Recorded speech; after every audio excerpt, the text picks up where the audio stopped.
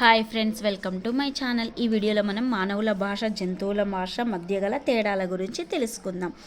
మానవులలో భాష ద్వారా సంస్కృతి వ్యాప్తి చెందుతుంది. జంతువులలో సాంస్కృతిక ప్రసరణ జరగదు.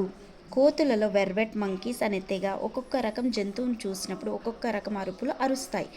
మొత్తం 6 రకాల అరుపులు అరుస్తాయి. చీమలలో భావ ప్రసారం రసాయనిక సంకేతాల ద్వారా జరుగుతుంది. తేనెటీగలలో స్పర్శ సంకేతం ఉంటుంది. మధువు ఉన్న వైపు తోకను ఉంచడం అంటే భ్రమణాలు చేయటం, దూరం చెప్పడానికి. నాట్యం చేయుట తేనె పరిమాణం చెప్పడానికి చేస్తాయన్నమాట. నెక్స్ట్, వేట కుక్కలు పులులను చూసినప్పుడు ఒక రకమైన అరుపులు, సింహాన్ని చూసినప్పుడు ఒకలాగా అరుస్తాయని స్లోజోన్ షికాస్ నిరూపించారు. ఒక రకం ఎండ్రకాయలో ఒకటి ఇంకొక దాన్ని భయపెట్టడానికి ముందు కాలు కానీ వెనుక కాలు కానీ ఎత్తుతుంది. ముందు కాలు ఎత్తడం శత్రువును పారద్రోలడానికి ఎక్కువ సమర్థవంతమైనది.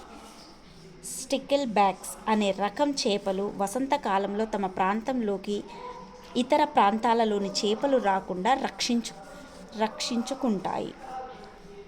జింక తన తోకను ఎత్తినట్లు కనిపించగానే దానిని ప్రమాద సూచకగా భావించి మిగిలిన జింకలు ఆ ప్రదేశాన్ని వదిలి వేగంగా పరుగులు తీస్తాయి. నెక్స్ట్, పక్షులు 2 రకాల ప్రమాదకర ధ్వనులు వెల్లడి చేస్తాయి. శత్రువు దగ్గరగా ఉన్నప్పుడు దాని చుట్టూ జట్లుగా పరిభ్రమిస్తూ సన్నని ధ్వనితో చాలా దూరం వినిపించేటట్లు శబ్దం చేస్తాయి.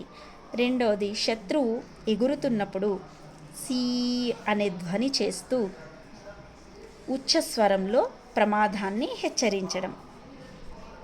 నెక్స్ట్, తమ జాతికి చెందిన ఇతర పక్షులకు ప్రమాద సమాచారాన్ని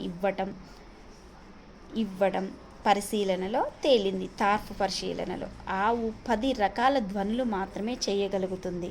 అదే నక్క 30కి పైగా ధ్వనులు చేస్తుంది. ఈ ధ్వనులకు అవి సూచించే సందేశానికి అతి దగ్గర సంబంధం ఉంటుంది. గబ్బిలాలు ఆహారం కనబడినప్పుడు ఉచ్చస్థాయిలో కిచకిచ వంటి ధ్వనులు చేస్తూ తమ సమూహానికి సమాచారం చేరవేయటం రోయిడర్ గమనించారు. ఎక్కడైనా ఆహారం కనిపించేసరికి తమ జాతికి సమాచారం అందించడం కాకులలోనూ మనం గమనించవచ్చు.